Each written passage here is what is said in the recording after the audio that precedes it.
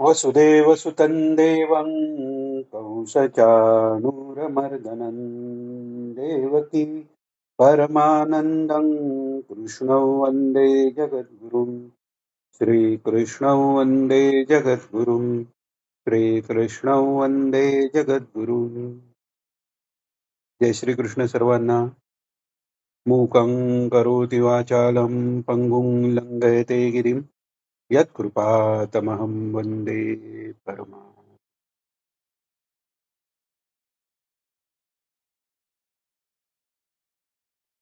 मागच्या ज्ञानेश्वरी अध्ययन कक्षेत अध्याय पहिला 78व्या ओवीपर्यंत भाग झाला होता. आणि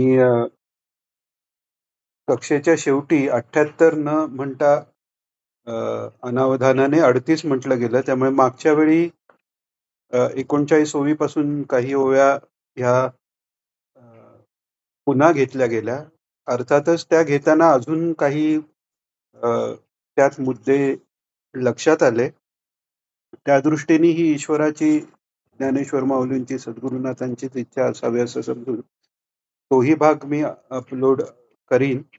आज आपण 79व्या ओवीपासून पहिल्या अध्यायाच्या सुरुवात करत आहोत. 38व्या ओवीत आपण पाहिलं की अ, अ, की मुका जरी असला तरी त्याच्या जिभेवर जर सरस्वती प्रगट झाली तर तोही पंडित होऊन तोही सर्व ज्ञान सांगू शकतो. त्याप्रमाणेच हे सर्व ज्ञान जे आहे ते माझं त्यात कर्तृत्व नाही, हे जसं ज्ञानेश्वर महाराज जाणवून देत आहेत. त्याबरोबर हेही जाणवून देत आहेत की हा परमात्माच पुन्हा सांगत आहे तुम्हाला. श्रीकृष्ण भगवंत परमात्मा, सरस्वती म्हणा, सरस्वती जगदीश्वरी म्हणा किंवा जगदीश्वर म्हणा, ते एकच शक्ती जी आहे, तो परब्रह्म परमात्मा श्रीकृष्ण भगवानच आपल्याला माझ्या निमित्ताने सांगतायत, हेही ज्ञानेश्वर माऊली इथे जाणून देत आहेत. आणि त्याच्याही पुढे सांगतायत ते की 79व्या ओवीत, का जया ते कामधेनु माय तयासी अप्राप्य काही आहे, म्हणून मी प्रवर्तुला आहे ग्रंथीये. म्हणजे ज्याची मायच कामधेनू आहे, कामधेनूच्या पोटी जी अ, वत्स जन्माला आलं. आता सामान्य जरी आई असली तरी ती आपल्या मुलाचे सगळे कोडकौतुक पुरवते. जे पाहिजे ते त्याला मिळवून देण्यासाठी तिचा सगळा आटापिटा असतो. आणि इथे तर कामधेनूच माय आहे. तशी ही कामधेनू ही सर्वांची माताच धरलेली आहे. सर्व देवतांचा व्यास त्या धेनू मातेत, गोमातेत आहे. आणि त्या गोमातांमधली सर्वश्रेष्ठ अशी ही कामधेनू, नावाप्रमाणेच जे कामना येईल ती पुरवणारी अशी ती कामधेनू आहे, की ज्याचे ज्ञानी महात्म्यांनाही भुरळ पडू शकते. सहस्रार्जुन जो होता, दत्तात्रयांचा शिष्य आहे, ज्ञानाच्या भूमिकेपर्यंत पोचलेला आहे. ज्ञानाची प्राप्ती झाली तरी वासनाक्षयाचा वेगळा अभ्यास करावा लागतो. कारण ज्ञानाने काय होतं, ज्ञानाने क्रियमाण संपतं. म्हणजे त्याच्या पुढे कोणतंही कर्म मी करतो म्हणून होणार नाही. त्याच्याबरोबर जे संचित कर्म, साठलेलं जे कर्म आहे तेही संपलं. पण जे प्रारब्ध कर्म आहे, ज्याचा भोग द्यायला सुरुवात झाली, ते संपत नाही. तसं त्या प्रारब्धवशात अ, कामधेनू जी जमदग्नी महर्षींकडे आहे, त्याला त्याचीही सहस्रार्जुनासारख्या ज्ञानाला भुरळ पडली. अर्थात तीही एक भगवंताची लीला मानायला हवी. कारण सहस्रार्जुनानी वर मागितलेला की माझा मृत्यू आपल्या हातून व्हावा. त्याला काहीतरी निमित्त करावं आणि त्या निमित्ताने पृथ्वीचा भार दूर करावा. ही भगवंताची इच्छाही आहे. आपण पाहिलं तर भगवंताचे जे अवतार आहेत आणि त्या अवतारात ज्यांना त्यांनी अ, मुक्ती दिलेली आहे वध करून, ते त्यांचे भक्तच आहेत. ईश्वराचा विरोध करायलाही ईश्वराची भक्ती आवश्यक आहे. ऐरागेऱ्याचं काम नाही. ऐरागेऱ्याला मारून टाकण्यासाठी भगवान येत नाही. रावण, कुंभकर्ण, शिशुपाल, दंतवक्त्र आणि आधी हिरण्यकश्यपू, हिरण्याक्ष. म्हणजे हिरण्यकश्यपू, हिरण्याक्ष, रावण, कुंभकर्ण आणि शिशुपाल, दंतवक्त्र असे 3 जन्म जय-विजय यांनी घेतलेले आहेत. ते जय-विजय ही त्यांना 4ही मुक्तींपैकी 3 मिळालेले आहेत. सलोकता मिळाली आहे. त्याच लोकात राहत आहेत. समीपता मिळाली आहेत. ईश्वराच्या जवळ राहत आहेत. आणि स्वरूपताही मिळालेली आहे. ईश्वरासारखं भगवान विष्णूंसारखं त्यांचं रूप आहे. सांगायची गोष्ट अशी, की असा हा ज्ञानी सहस्रार्जुन त्यालाही भूल पडेल. सहस्रार्जुनाला वाटत होतं, की ह्या गायी जर कामधेनू आपल्याला मिळाली, तर आपण यज्ञ मोठे-मोठे करू, अन्नदान मोठे करू, सगळी जी दुःख आहेत ती दूर करू. तर अशी जी कामधेनू आहे, जे कामना करेल ते मिळवून देणारी, तीच जर आई मिळाली, तर ते वासराला काही करायला लागत नाही. त्याची योग्यता काय आहे, याच्यापेक्षाही त्याच्या आईची योग्यता तिथे काम करते. तसं सद्गुरू माय आहे. बापरखुमा देवीवरू जसे आहे, तसे निवृत्तीनाथांना वडील बंधू जरी असले, तरी त्यांनाही मायरूपाने भगवान पाहतायत. कारण माय-बाप हे स्वतः दूर झाल्यानंतर ह्या मोठ्या भावंडाचाच त्यांना आसरा आहे. ह्या दृष्टीने आणि सद्गुरू आहेत. सद्गुरू ही गुरुमाऊली अशी माऊली आहे. लौकिक माऊली एका जन्मापुरती असते. सद्गुरू ही माऊली एकदा प्राप्त झाली का ती माऊली मुक्तीपर्यंत आपल्या बरोबर असते. आपण पाप करो, पुण्य करो, काही करो. जोपर्यंत आपण मुक्त होत नाही, तेव्हापर्यंत ती माऊली आपल्या बरोबर राहून आपली जी कर्म आहेत, काही चुका होतात, सांभाळूनी मार्गा वरता आणिता न दुजात राहता, असं करुणा त्रिपदीत मोठ्या महाराजांनी म्हटलेलं आहे.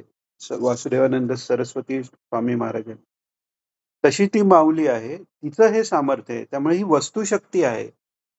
ह्या ह्याने ज्ञानेश्वर महाराज काय सांगतायत, हे माझं कर्तृत्व नाहीये किंवा माझं आपण सगळे संत सज्जन आहात. मी मागेही आलेलो आहे. मी मतिमंद आहे. मी कशी स्तुती करीन. पण किंवा मी मशक आहे. ती गगनाची ला वेसणी मी कशी घालीन किंवा गगनमुठीत कशी घेईन.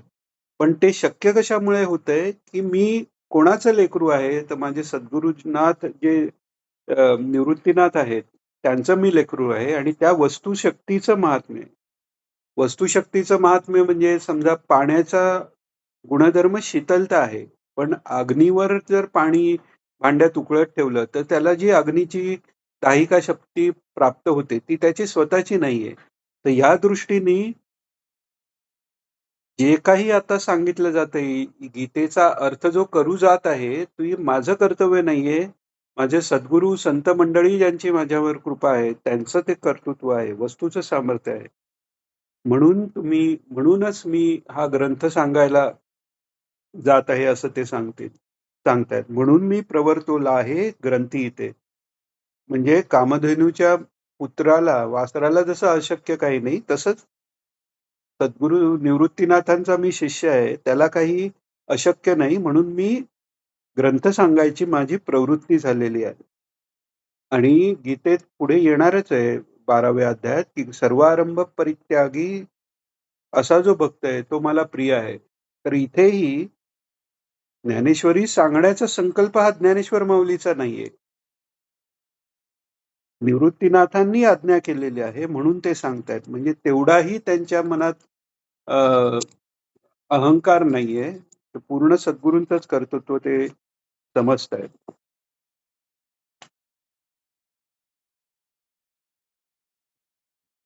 तर यात गुढार्थ दीपिकेत एक छोटंसं सांगितलेलं ते वाचून दाखवावसं वाटतं. बोले मी सदरू जैसे सानुकूळ सीगरू. प्रेम भक्तिरूप जो गीतेचा अर्थ आहे तो म्हणजे सद्गुरू सानुकूळ आहेत म्हणून हे मी बोलतोय. जो आपण आता अर्थ पाहिलाच तोच यांनी इथेही दिलेला आहे. आणि नारदीय भक्तिसूत्रातलं एक सूत्र त्यांनी 38व दिलेलं आहे. मुख्यतस्तु कृपयैव भगवत कृपालेश शाब्दा. या नारद भक्तिसूत्राप्रमाणे संतरूपी श्रीगुरु किंवा भगवान यांच्या कृपेनेच प्राप्त होणारा आहे. तो संत कृपेपासून स्वतःच्या बुद्धीने आकलन होऊ शकत नाही, असे सर्व संतांचे म्हणणे.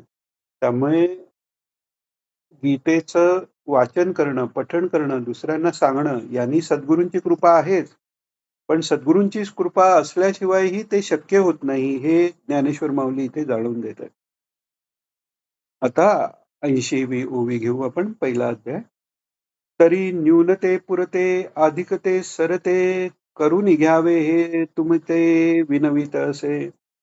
तरीही सांगणारा जो मी आहे, मी काही पूर्ण नाही. स्वतःकडे कमीपणे घेतायत ज्ञानेश्वर महाराज. कारण जे जगात हा कुठे होई जे ते जवळीक माझी, अशी निरहंकार वृत्ती आहे. त्यामुळे ते काय म्हणतायत, की तरी न्यूनते पुरते, काही उणेपुरे असेल, काही कमी असेल, तर ते आपण समजून घ्या. आपण सर्वांतर्यामी आपणच भगवान श्रीकृष्ण आहात. आपलीच गीता आपल्याला मी सांगतोय प्राकृतात. तर त्यात कमी असेल तर ते ते पुरते करून घ्या. जर माझ्याकडून चुकून काही जर जास्त सांगितलं असेल, तर ते बाजूला करा, असं मी तुम्हाला विनंती करतो. आणि ही प्रत्येकाने जर अर्थ सांगत असताना हीच विनंती श्रोत्याला करावी, म्हणून आपल्या सर्वांनाही हीच विनंती आहे, की काही कमी सांगितलं गेलं, तर ते आपण आपल्या अंतर्यामी भगवंत त्यांनी नीट करून घ्यावं. जास्त सांगितलं ते सोडून द्यावं आणि मूळ जो गीतेचा अर्थ आहे तो भगवंताच्या कृपेने प्राप्त करून घ्यावा. एक 81वी ओवी. आणि आता हे सांगून आता ते अवधान द्यायला सांगतायत सर्व भक्तांना, सर्व श्रोत्यांना. आता देई जो अवधान, तुम्ही बोलविला मी बोलेन, जैसे चेष्ट सूत्राधीन दारुयंत्र. ही फार महत्वाची ओवी. इथे भगवान ज्ञानेश्वर महाराज काय म्हणतायत, की आता देई जो अवधान, म्हणजे तुम्ही लक्ष द्या. कारण का, की तुम्ही बोलवलात तर मी बोलीन. आता ह्यात एकाच वेळी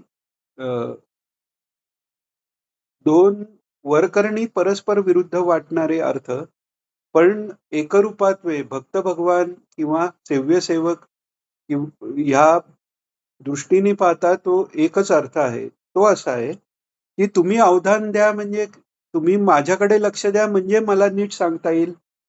आणि हाच विषय आपण पाहिला तर एखादा ज्ञानी महात्मा जरी असला, द्रोणाचार्यांचं उदाहरण आहे, की सर्व शस्त्रज्ञान आहे, पण ते सर्व शस्त्रज्ञान ब्रह्मास्त्रासहित एकट्या अर्जुनाला प्राप्त झालेलं आहे. त्यांचा मुलगा जो अश्वत्थामा, त्यालाही पूर्ण ज्ञान नाहीये. त्यांनी चोरून ऐकलं म्हणतात, अर्धच ब्रह्मास्त्र टाकण्याचं त्याला कळलं, आवर्त घेण्याचं त्याला काही ज्ञान नाहीये.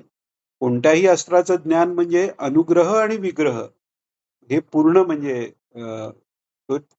त्याचा प्रयोगही करता आला पाहिजे आणि आवरताही आला. हे फक्त अर्जुनाला का? कारण त्यांनी ती नम्रता धरलेली आहे, त्यांनी ते अवधान दिलेलं आहे आणि त्यांनी अवधान दिल्यामुळे ते ज्ञान द्रोणाचार्यांकडनं त्याच्याकडे प्रवाहित झालेलं आहे. श्रद्धावान लभते ज्ञानम तत्परः संयतेंद्रिया, हे जे भगवान पुढे सांगणार आहेत आपल्याला, ज्ञानेश्वर माऊली ते आपल्याला प्रकटही करणार आहेत. पण त्यात सांगितल्याप्रमाणे तो अर्जुन श्रद्धावान आहे आणि संयतेंद्रिय आहे. इंद्रियावर नियमन करून सगळी इंद्रिय आवरून तो ती विद्या प्राप्त करायला उत्सुक आहे. तसंच इंद्रिय सगळी आवरून ती भगवंताकडे किंवा आत्मस्वरूपाकडे लावणं, ह्याला म्हणतात प्रत्याहार. योगाभ्यास आणि भक्ती मार्ग ह्यात आपण पाहिलं, साम्य जर पाहिलं तर योगाभ्यासात आसन, प्राणायाम, प्रत्याहार, नंतर धारणा, ध्यान, समाधी. सुरुवातीला यमनियम आहेत, आसन, प्राणायाम, प्रत्याहार, धारणा, ध्यान, समाधी. आणि भक्ती आहे आपलं ज्ञानात आहे. ज्ञान आणि योगाचं साम्य आपण पाहतोय. श्रवण, मनन, निरिध्यासन आणि मग पुढचे धारणा, ध्यान, समाधी. आणि श्रवण मननासाठी आधी साधन चतुष्टय संपत्तीमध्ये यमनियम आलेलेच आहेत. तर निदिध्यासन जे आहे आणि इथे प्रत्याहार आहे. निदिध्यासन भक्तिमार्गात तेच तुझा लागला छंद जे म्हणतात तसं आहे. ईश्वराकडेच त्याचंच सगळं लक्ष लागलं. प्रत्याहार म्हणजे प्रतिआहार, आहाराच्या विरुद्ध. इंद्रियाला चा जो आहार आहे, दृष्टीला दृश्य, अ, अ, श्रोतेंद्रियाला शब्द, हे त्यांचे आहार आहेत. त्याच्या प्रती म्हणजे ते सगळे आवरून घेऊन आत्मस्वरूपाकडे लावणे. भक्तीत ते ईश्वराकडे लावणे. भक्तीत आवरून घ्यायला लागत नाही. ईश्वराकडे मन दिल्यावर हा प्रत्याहार आपोआप होतोय. निदिध्यासन म्हणजे ज्ञानभूमिकेत त्या स्वरूपाचं चिंतन करत राहणं. हे जे आहे, तर ते का सांगितलंय? त्यांनी सगळी इंद्रिय म्हणजे ते अवधान एकत्र त्या आत्मस्वरूपाकडे, परमेश्वराकडे लागतं. तसं जर अवधान दिलं गेलं, तर तिथे सद्गुरूंना ज्ञान द्यावं लागत नाही. ते आपोआप प्रकट होतं. तर इथे हा जो प्रवाह परस्पर विरुद्ध वाटणारा म्हणण्याचं कारण, की ज्ञानेश्वर महाराज सर्वांतर्यामी भगवंताला प्रार्थना करत आहेत, की माझ्याकडे लक्ष द्या, म्हणजे ते ज्ञान माझ्या चित्तात प्रकट होईल. आणि जीवबुद्धी त्या समोरच्यांची आहे. त्यांनी लक्ष दिलं तर ज्ञानेश्वर माऊली म्हणजे माझ्यात अ, तोंडून जे ज्ञान बाहेर पडते ते तुमच्या चित्तात उतरेल. असा दोन्ही बाजूनी तो प्रवाह आहे. कारण घेणाराही तोच आहे, देणाराही तोच आहे. तोच परमेश्वर आहे. अ, वितराग विषयवा चित्तम हे जे सूत्र पातंजली महर्षींनी सांगितलंय, त्याचाही अ, अर्थ असा आहे, की वीतराग जे महात्म्य आहे, वीतराग म्हणजे त्याचा बाह्य वस्तूवरचा राग गेला आणि भगवंतावर राग म्हणजे प्रेम निर्माण झालं, रुची निर्माण. तर अशा महात्म्यांचं चिंतनाने चित्त स्थिर होतं किंवा त्या महात्म्यांनी ज्याच्या चित्ताचा विषय ज्याचं चित्त विषय करेल, म्हणजे महात्म्यांचं जर कोणाचं स्मरण केलं, संकल्प त्यांचा झाला, तर तो शक्तिपात आहे, त्याचंही चित्त स्थिर होऊ शकतं. तसंच इथे तुम्ही माझ्याकडे लक्ष दिलं, अ, माझ्याकडे पेक्षा जे सद्गुरु कृपेनी अ, अ, अ, जे माझ्याकडून सांगितलं जाणार आहे, तिथे लक्ष दिलं तर तुम्हाला अ, म ज्ञान होणार आहे, भक्तीची प्राप्ती होणार आहे. पण त्याच्याही आधी सर्वांतर्यामी असे तुम्ही जे भगवान सर्वांच्या चित्तात आहेत, त्यांनाच संत मंडळी सगळ्यांना म्हटलेलं आहे. तुम्ही माझ्याकडे चित्त दिलं तर माझं चित्त स्थिर होऊन ते भगवंताकडे लागून भगवंताचे शब्द त्याच्यातनं जसे त्या तसे बाहेर पडतील. अशा दोन्ही अर्थाने ज्ञानेश्वर माऊलींनी ही ओवी सांगितलेली आहे. आता 81वी ओवी. 84 ओवीपर्यंत ज्ञानेश्वर माऊलींची प्रस्तावना आहे आणि मग नंतर पहिला श्लोक ज्ञानेश्वर माऊली घेत आहेत. ह्याचं कारण असं आहे, की अर्जुन तर तयारच आहे किंवा अ, तसं म्हटलं तर धृतराष्ट्र जरी असला, तरी त्याला सांगायला सुरुवात करताना त्याला ते व्यासमहर्षींचा मुलगा आहे. आपली आणि त्यालाही नीट गीताज्ञान नुसतं त्यांनी ऐकलंय. पुढे त्याचा लाभ त्याला फार पुढे झालेला आहे. सगळा विनाश झाला आणि मग विदुरांनी त्यांना म्हटलं, की "किती कुत्र्यासारखं अपमानित अन्न टाकलेलं खाण्याची वेळ आली. आता तरी ईश्वराचं चिंतन करा." त्याच्यानंतर वानप्रस्थ आश्रम स्वीकारून वानप्रस्थात असताना ते गांधारी आणि कुंती त्यांच्या आश्रमाला आग लागून तेव्हा त्यात ते जळून गेलेले आहेत. पण तोपर्यंत त्यांची अवस्था अशी आहे, की ते मुक्त झालेले आहेत.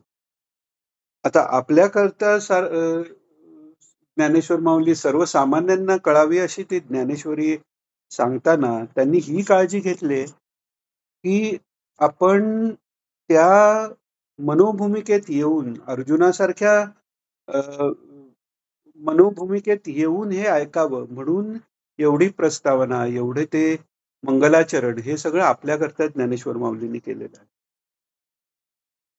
81वी ओवी पहिल्या अध्यायातली. आता देई जो अवधान तुम्ही बोलाविला मी बोलेन जैसे चेष्टे सूत्राधीन दारुयंत्र. ह्याचे दोन्ही अर्थ आपण बघितले. तुम्ही लक्ष द्या, तुम्ही जसं बोलवाल तसं मी बोलवीन. जसं एक सूत्रधार अ, सूत्र हलवतो भलतया परी म्हणजे वेगवेगळ्या प्रकारे हलवतो. त्या कठपुतलीची काही हालचाल करण्याची त्याची क्षमता नाहीये, पण तो सूत्रधार हलवतो त्याप्रमाणे ते हलते. अ, तसा मी तुमच्या कृपेने तुम्ही लक्ष माझ्यावर ठेवल्यावर तुम्ही बोलवाल तसं मी बोलीन. आणि जे खरे श्रेष्ठ सद्गुरू असतात, संत महात्मे, त्यांची खरोखर अशी वृत्ती असते. ते जेव्हा ते कोणाला मी तुला शिष्य करतो, तू माझा शिष्य असं कधीच ते म्हणत नाही. जेव्हा एखादा अधिकारी व्यक्ती असला, तर आपणच आपल्या रूपाचं समोरच्या ईश्वराच्या रूपाला ईश्वराचं ज्ञान सांगणं ही ईश्वराची सेवा. अशा वृत्तीने ते त्याला ते ज्ञान सांगतात. मी मोठा आहे, मला कळतं, तू माझं ऐक, ही भावना नाहीये. भगवान श्रीकृष्णही माझं ऐक म्हणालेले नाहीये. तस्मात् शास्त्रम प्रमाणम ते हे 16व्या अध्यायात भगवान सांगणारच आहे. तर ती सत्ताची भूमिका आहे. त्यांना तो समोरचा जीव जीव वाटत नसून तो परमेश्वरच आहे. आणि त्यालाच त्याचे गुण ऐकवून, त्यालाच त्याच्या रूपाची जाणीव ठेवून, त्यालाच त्याचा जो खेळ खेळायचा आहे त्यात आपण सहभागी व्हावं. इतकी भूमिका किंवा त्याच्याही पुढे त्याच्या हातातलं मी खेळणं आहे.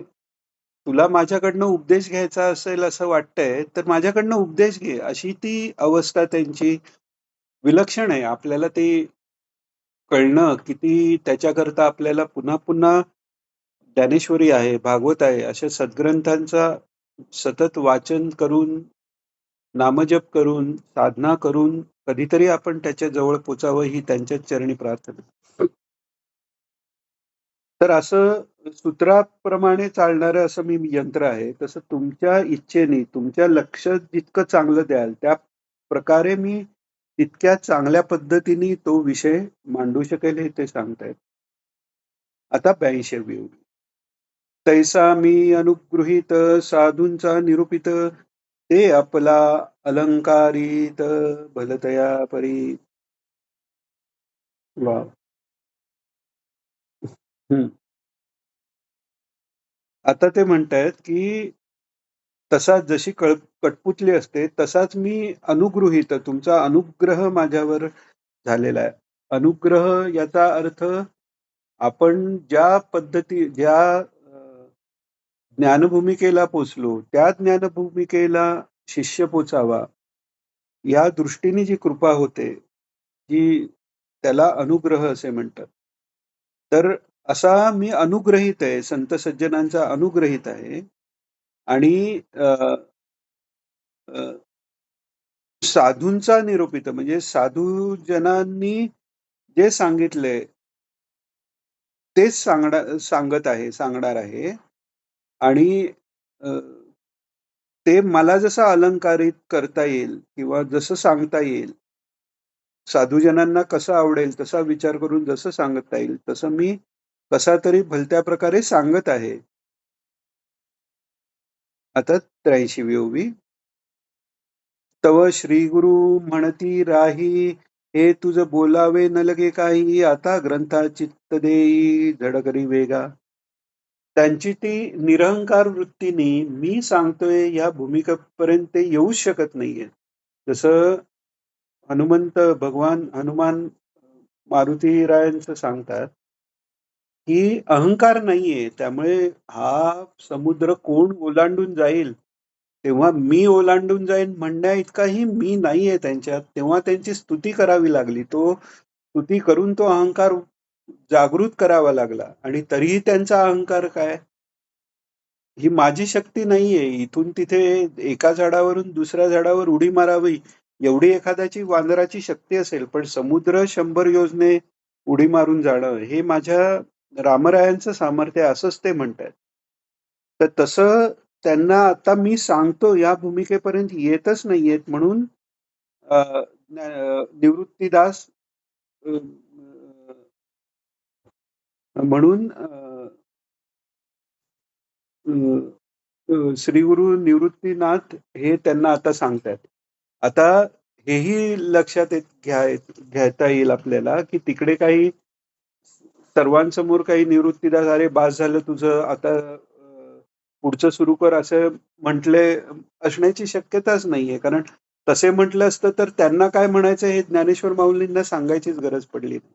म्हणजे या मनातून त्या मनात, या हृदयीचे त्या हृदयी घातले हे फक्त उपदेशाकरताच नाहीये. ती मन एक मन गुरूंची झाल्यामुळे निवृत्तीनाथांच्या मनात जे आलं तेच पुन्हा इथे वाणीतनं बाहेर आलेलं आहे, की आता गुरु म्हणतायत, की "हे सगळं तुला बोलायची काही गरज नाहीये. आता ग्रंथाकडे लक्ष दे लवकरच." हे सांगतायत. आता या 84वी ओवी, "या बोला निवृत्तीदास, पावुनी परम उल्हास, म्हणे परिसा मना अवकाश देऊनिया." आता हे बोलणं त्यांचं ऐकून ज्ञानेश्वर माऊलींना परम आनंद झालेला आहे. आणि अ, परम आनंदाने, कारण चालवणारा तो आहे, त्यामुळे पुढचं पाऊल टाकण्याकरता त्यांनी सांगितल्यामुळे त्यांना तो आनंद झालेला आहे. आणि त्या परम उल्हास पावलेला असा मी निवृत्तीदास पूर्ण मनाला अवकाश देऊन ऐका. म्हणजे परिसा मना अवकाश देऊन या. अवकाश म्हणजे स्पेस, म्हणजे इथे काय आहे, की मनातले जे अनंत विचार आहेत, एकामागोमाग एक विचार, त्या दोन विचारांच्या मध्ये वृत्तीहीन अवस्था, निवृत्त अवस्था जी आहे, एक बेसिक जेव्हा वृत्ती निर्माण होते, वृत्ती भावनांना घेऊन ती नंतर विचारात परिवर्तित होते. तर त्यामुळे त्या विचार जेवढेची गर्दी असेल तेवढा वेळ ज्ञानेश्वरी म्हणजे गीतेचा जो अर्थ आता सांगणार आहे, त्याला जागा राहण्यासाठी ते विचार बाजूला गेले पाहिजेत. तर हे विचार चित्तात येऊन चित्तशुद्धी होऊन तो पूर्ण ग्रंथाचा अर्थ कळणार आहे. म्हणून त्याला अवकाश देऊन या, असं ज्ञानेश्वर माऊली सांगतायत. याच्याबरोबर आता आपण गीतेच्या पहिल्या श्लोकापर्यंत आलेलो आहोत. ज्ञानेश्वरीच्या पहिल्या अध्यायात. धृतराष्ट्र उवाच, धर्मक्षेत्रे कुरुक्षेत्रे समवेतायुत्सवः मामकाः पांडवाश्चैव किमकुर्वत संजय.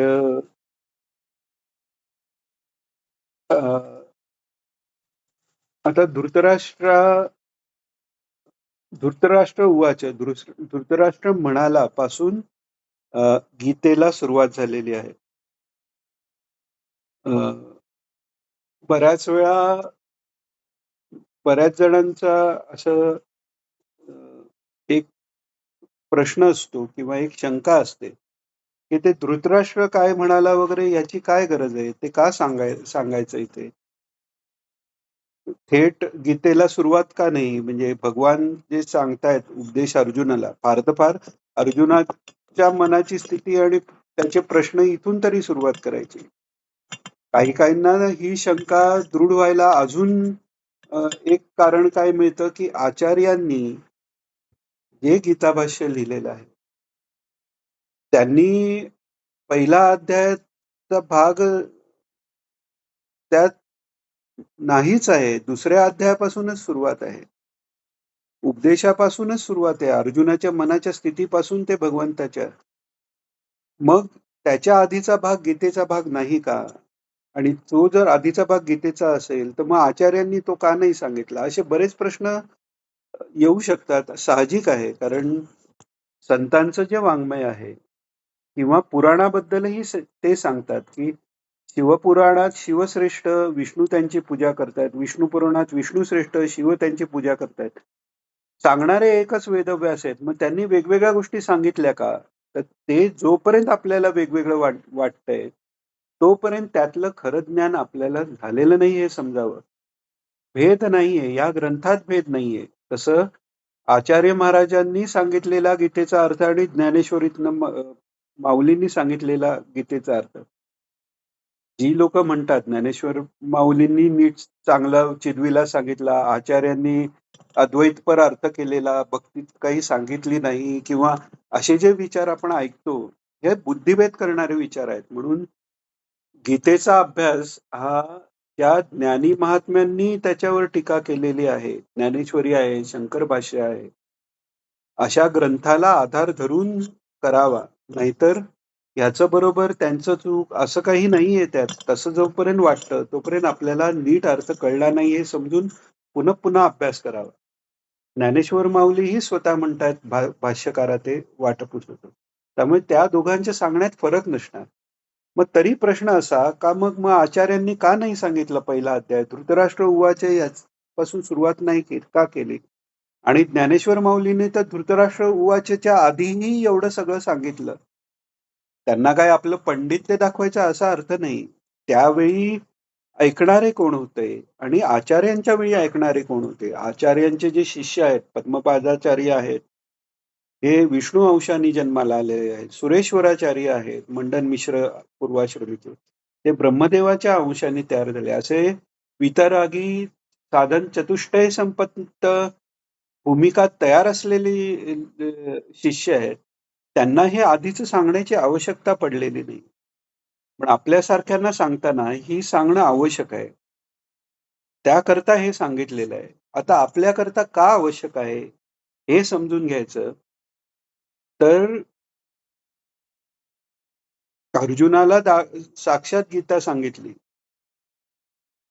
दिव्य दृष्टी देऊन त्याला 11व्या अध्यायाच्या वेळी विश्वरूप दर्शन केलंय. संजयांना तर वेदव्यासाने सुरुवातीपासूनच दिव्य दृष्टी देऊन पूर्ण गीता त्यांना धृतराष्ट्राच्या महालात बसून दिसते आहे, ऐकू येते, अनुभवता येते आणि ते सांगतायत. धृतराष्ट्र ही पापकर्मही असतील, त्याची पुण्यकर्म आणि पूर्वसुकृतीही आहे, कारण व्यासांचा ते पुत्र आहेत आणि व्यासांनी त्यांनाही ही सोय केली की त्यांनाही गीता ऐकता यावी. त्यामुळे गीता सांगताना स्वतः वेदव्यास ऐकतायत. हनुमंत जे रथावर बसलेले आहेत, रथाच्या वरच्या टोकाला ध्वजा घेऊन आणि अर्जुन हे सगळं ते गीता ऐकतायत. त्याप्रमाणे संजयाला ऐकता येते आणि त्याच्या संजयामुळे धृतराष्ट्राला ऐकता येते. त्यामुळे तो धृतराष्ट्र काही सामान्य जीव नाहीये. धृतराष्ट्र म्हणजे पूर्ण राष्ट्र तो धरून ठेवू शकतो. त्याची धृती म्हणजे धारण करू शकतो, म्हणजे त्याला टिकवू शकतो असा तो सामर्थ्यवान आहे. आणि वेदव्यासांचा जसा तो पुत्र आहे, त्याचप्रमाणे तो विदुरजी हे साक्षात यमधर्म, सर्व धर्माचं ज्ञान असल्यामुळे यमधर्मांना हे जे जीवाचा प्राण नेण्याचं भयंकर कर्म त्यांच्याकडे दिलंय. कारण त्यांच्याशिवाय निष्पक्षपाती कोणतेही देव करू शकणार नाही. असं सर्व देवयोनीमध्ये ते सर्वात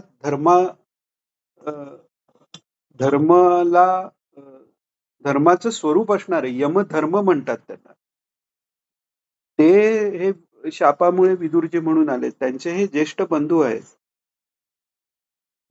मग काय आहे तर असतील बंधू किंवा त्यांचाही अधिकार असेल, पण त्यांच्या म्हणण्यापासून का सांगितलं तर तीच गीता धृतराष्ट्रांनी ऐकली आणि अर्जुनाने ऐकली. धृतराष्ट्राचा मोह दूर झाला नाही, अर्जुनाचाच मोह दूर झाला.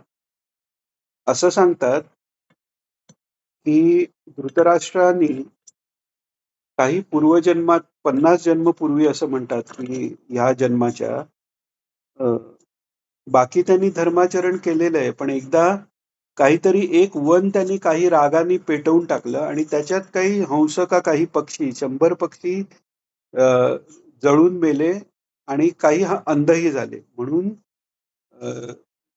ते जे 100 पक्षी जळून मेले त्यांच्या आईवडिलांना जे दुःख झालं त्याचा परिपाक म्हणून 100 मुलं मरण्याचं दुःख त्याला सहन करायला लागलं आणि बाकी जे अंध झाले त्यांचं अंधत्व भोगण्याकरता अंधत्व प्राप्त झालं असं सांगतात.